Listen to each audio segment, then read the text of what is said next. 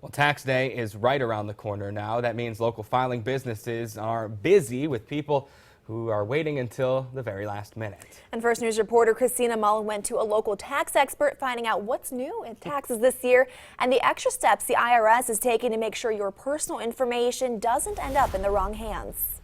The deadline to file your taxes is Tuesday, April 18th. Usually the tax deadline falls on the 15th of every year, so this year you have a few extra days. And if you haven't filed your taxes yet, there are some changes this year.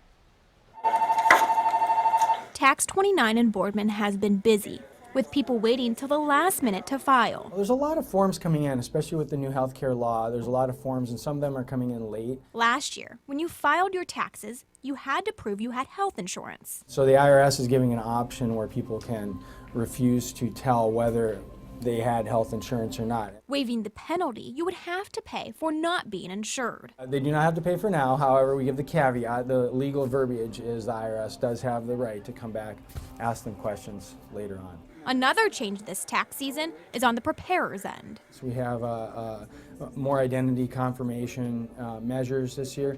Having to use more information from the taxpayer's driver's license. Basically confirm we have the driver's license, the expiration date, the driver's license number, the state that it's issued in, the issue date, just basic things from the driver's license.